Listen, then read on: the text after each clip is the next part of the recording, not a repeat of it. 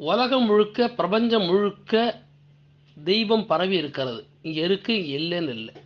இது எப்படி சொல்லணுமானா, மின்சாரம் காற்றுல, சூரிய வெளிச்சத்தில், தண்ணியில், எல்லா இடத்துலையும் பரவி இருக்கு. அப்பேற்பட்ட உலகம் முழுக்க, பிரபஞ்சம் முழுக்க பரவி இருக்கக்கூடிய இந்த எனர்ஜியை ஒரு இடத்துல கொண்டு வந்து ஸ்தாபனம் பண்ணணும். இதை வேறு மாதிரி சொல்லணும்னா, ரொம்ப பவர்ஃபுல்லான கரண்ட்டு போகிறது நம்ம வாசலில் ரொம்ப ஹைட்டாக போட்டிருப்பாங்க. அதெல்லாம் ஸ்டேட் விட்டு ஸ்டேட் போகக்கூடிய கரண்ட்டு பவர்ஃபுல்லாக போகும். அந்த கரண்ட்லேருந்து நம்ம கனெக்ஷன் எடுத்து நம்ம வீட்டில் உள்ள பொருளுக்கு கொடுக்கணும். பெரிய மிஷினுக்கு கொடுக்கலாம், டிவி கொடுக்கலாம், சின்ன நைட் லேம்பு கொடுக்கலாம், 0 வாட்ஸும் கொடுக்கலாம், பெரிய பெரிய மிஷினரி கொடுக்கலாம்.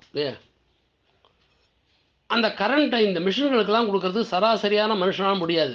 அதில் எக்ஸ்பர்ட்டாக தேர்ந்தெடுக்கக்கூடியவர்கள் தான் கொண்டு போய் கனெக்ஷன் முடியும். அந்த மாதிரி பிரபஞ்சம் முழுக்க இருக்கக்கூடிய அந்த எனர்ஜியை ஒரு மூர்த்தியில் சாநித்தியப்படுத்துவது, இதுதான் பிராண பிரதிஷ்டை. அப்போ அதுக்கு சில வழிமுறைகள்லாம் இருக்குது. வேத மந்திரங்கள் இருக்குது, அதில் அங்கன்யாச கரன்யாசங்கள்லாம் உண்டு. ஒவ்வொரு விரல்லையும் ஒரு மந்திரத்தை சுற்றி பண்ணணும். அப்புறம் கண் மூக்கெல்லாம் தொட்டு தொட்டு ஒரு மந்திரத்தை சொல்லணும். அங்கன்யாச கரன்யாசம், தியானம், இப்படியெல்லாம் அதுக்கு ஒரு வழிமுறை இருக்குது. இதுக்கு பேர் பிராண பிரதிஷ்டை. அதை தவிர எந்த தெய்வத்தினுடைய சாநித்தியம் வரணும்னு எதிர்பார்க்குறோமோ, இப்போ பிரபஞ்சத்திலேருந்து பரவி இருக்கக்கூடிய அந்த எங்கும் பிரம்மமயமாக இருக்கக்கூடிய அந்த பரமாத்மாவை பிள்ளையாருக்கு கொண்டுடலாம், முருகனுக்கு கொண்டுடலாம், ராமருக்கு, யாருக்கு கூட கொண்டுடலாம். அப்போ எந்த மாதிரி கொண்டு வரணுமோ, எந்த தெய்வத்துக்கான சாநித்தியமாக கொண்டு வர வேண்டுமோ அதற்கான மந்திரங்கள், அந்த தேவதையை வரவழைக்கக்கூடிய மந்திரங்கள், இப்படி ஒரு தொகுப்பு பிராண பிரதிஷ்டை. இப்படி ஒவ்வொன்றுக்கும் ஒரு மந்திரங்கள். இதில் ஒரு வேறுபாடு வேறு. தமிழ்நாடை பொறுத்த வரைக்கும் 18 ஆகம சாஸ்திரம். அது தவிர வைஷ்ணவர்களுக்கு பொறுத்த மகாவிஷ்ணுவுக்குன்னு பார்த்தோம்னா பாஞ்சராத்திரம், வைகானசம், 2 மார்க்கம். அப்போ விஷ்ணுவுக்கு 2 மார்க்கம், மற்றபடி எல்லாருக்கும் பொருந்தக்கூடிய 18 ஆகமங்கள். இது தமிழ்நாட்டை பொறுத்த வரைக்கும். வட இந்தியாவிலும் இதை போல் இருக்கலாம். நமக்கு அதை பற்றி ஆய்வு செய்து தெரிந்து கொள்ள வேண்டும். இங்கே இருக்கிறது தான் அவங்க பண்ணுவாங்கன்னு சொல்ல முடியாது, அங்கே வேறு முறையாக இருக்கும். ஆக மொத்தம் நம்ம ஊரை மெயினாக வச்சுப்போம், மாறுபாடுகளை நீங்கள் புரிஞ்சுன்னா போகிறோம் அங்கே இப்படி இருக்குன்னு. அப்போ அந்த எனர்ஜி, தெய்வ எனர்ஜி, இப்போ ராமரோட எனர்ஜி அந்த விக்கிரகத்துக்குள்ளே வரணுமானா அந்த விக்கிரகத்துக்கு சில லட்சணங்கள் உண்டு. இப்படி தான் இருக்கணும்னு. அதாவது முன்னால் சொன்ன உதாரணம் தான். பெரிய போஸ்ட்டில் போகக்கூடிய பவர்ஃபுல்லான ஒரு கரண்ட்டை நம்ம எதில் கனெக்ஷன் கொடுக்க போகிறோமோ அந்த மெட்டீரியல் ஒழுங்காக தான் இருக்கணும். ஒரு 0 வாட்ஸாக இருக்கலாம், ஃபேனாக இருக்கலாம், டிவியாக இருக்கலாம். அது சரியில்லைன்னா அந்த பவர் கொடுத்து பிரயோஜனம் இருக்காது. அப்போது இந்த மெட்டீரியலும் நல்லா இருக்கணும். ஒரு ஃபேனோ, டிவியோ, 0 வாட்ஸோ, ஏதோ ஒரு பொருள், கரண்ட்டு, பெரிய மிஷின், ஏதோ ஒன்று, இது கரெக்டாக பர்ஃபெக்டாக இருந்தால் தான் கனெக்ஷன் கொடுக்குற அந்த கரண்ட்டு வேலை செய்யும் இல்லையா? அந்த மாதிரி இந்த மூர்த்தி ஒழுங்காக இருக்கணும். அதை கொண்டு இந்த இறக்கிறது மந்திரத்தை சொல்லி அந்த உலகம் முழுக்க அண்டசராசரத்தில் பரவி இருக்கக்கூடிய அந்த பெரிய சாநித்தியமான பிரம்மத்தை இந்த ரூபமாக அதில் சாநித்தியப்படுத்துவது, அதற்கான வழிமுறைகள் அப்படின்னு பேர். அங்கன்யாசம், கரன்யாசம், தியானம், வேத மந்திரங்கள், அது தவிர ஆகமங்கள், வைகானசம், இதுகளுடைய தொகுப்பு. அது தவிர 3 வேதங்கள், 4 வேதங்களுடைய மந்திரங்கள், இதெல்லாம் அப்படியே தொகுத்து கரெக்டாக வந்து அந்த எனர்ஜியை இங்கே கொண்டு விடணும். ஆசனங்களில் பரவி இருக்கக்கூடிய அந்த தெய்வ சாநித்தியத்தை ராமர் சுரூபத்தில் இருக்கும்படியாக ஏற்படுத்துவது, இதுக்கு பேர் பிராண பிரதிஷ்டை. பிரதமர் மோடி பிராண பிரதிஷ்டை செய்யலாமா இப்படின்னு ஒரு கேள்வி. தாராளமாக பண்ணலாம். இந்த வழிமுறைகள்லாம் தெரிந்திருந்தால் பண்ணலாம். சரி, அதை செய்யக்கூடிய தகுதி அவருக்கு இருக்கிறதா அப்படின்னு பார்த்தா,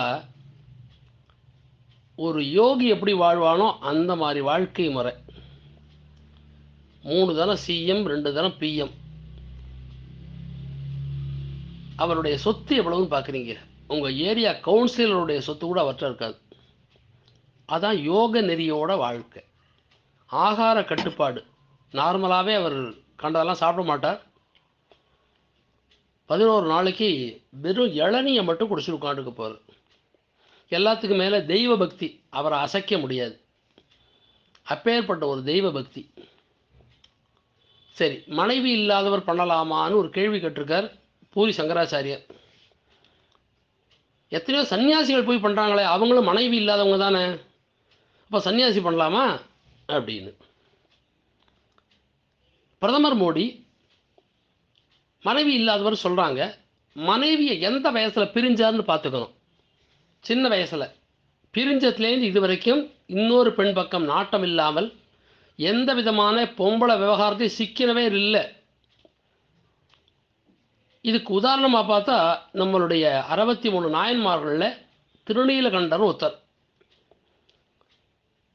அவர் 24 வயசில் ஒரு தாசி வீட்டுக்கு போயிட்டு வந்தார். அந்த மனைவி சொன்னால், திருநீலகண்டத்தின் மீது ஆணை, எம்மை தீண்டுவீராயின், எம்மைன்னு பன்மையில் சொன்னதுனால இனிமே திருநீலகண்டர் ஆயுசு பூரா எந்த பெண்ணையும் தீண்ட மாட்டார். அப்படித்தான் வாழ்ந்தார். அந்த திருநீலகண்டருடைய மறு அவதாரம் மோடி. எந்த பெண் பக்கம் போகலை, பிரம்மச்சரிய விரதம். கல்யாணம் ஆகி மனைவியோடு இருந்தால் எவ்வளோ பவரோ அதை காட்டிலும் பிரம்மச்சரியத்துக்கு நிறைய எனர்ஜி உண்டு. கட்டாயமாக அவர்கள் செய்யலாம், எந்த விதமான தவறும் இல்லை. தெய்வ பக்தியோ ஆச்சார அனுஷ்டானமோ மோடியை ஜெயிக்கக்கூடிய ஆள் உலகத்திலே இல்லைன்னு தான் நான் சொல்லணும். எனக்கு சின்ன உதாரணம், 11 நாளைக்கு இளநியை குடிச்சிட்டு ஒருத்தர் இருக்காருயா. இது ஒன்று போகாதா? இல்லாததுனால எல்லாரும் இருப்பார்கள். எல்லாம் இருந்தும் நினச்சதெல்லாம் சாப்பிட முடிஞ்சும் கட்டுப்பாடு இதுதான். அப்போது மோடியை சாதாரணமாக நினைக்க முடியாது. ராஜ ரிஷி அவர். 63 நாயன்மாரில் திருநீலகண்டருடைய இன்னொரு அவதாரம் இது. பெண் வாசனையை பற்றி லட்சியமே பண்ணாமல் வாழக்கூடிய ஒரு அற்புதமான வாழ்க்கை. அதனால் பூரி சங்கராச்சாரியார் இல்லை, யார் சொன்னாலும் செல்லாது. பிரம்மச்சரிய விரதமாக இருக்கிறார், பக்தியோடு இருக்கிறார். எல்லாத்துக்கும் மேலே இவர் நேரடியாக பண்ண போகிறாரான்னு கேட்டால் அதுவும் இல்லை. இப்போது நான் ஒரு வீடு கட்டுறேன்னு சொன்னால் நானே சிமெண்ட் குழைக்கிறேன்னு அர்த்தம், நானே ஜல்லி குழைக்கிறேன்னு அர்த்தம் வீடு கட்டுறேன்னு சொன்னால். அப்போ பிரதமர் பிராண பிரதிஷ்டை பண்ணுறாருன்னா இவரே பண்ணுவார்னு நீங்கள் எதிர்பார்க்குறது நியாயமாக இருக்காது. அப்போ இவருடைய தலை மேலே நடக்கும். அவர் கொண்டு போய் விக்கிரகத்தை கொண்டு கொடுக்கலாம், அங்கே போய் சங்கல்பம் பண்ணிக்கலாம். அங்கே வேத மந்திரங்கள் எல்லாம் தெரிந்த சில புரோகிதர் இருக்கலாம், அவர்கள் அந்த மந்திரங்களை சொல்லலாம். இவருடைய கண் பார்வையில்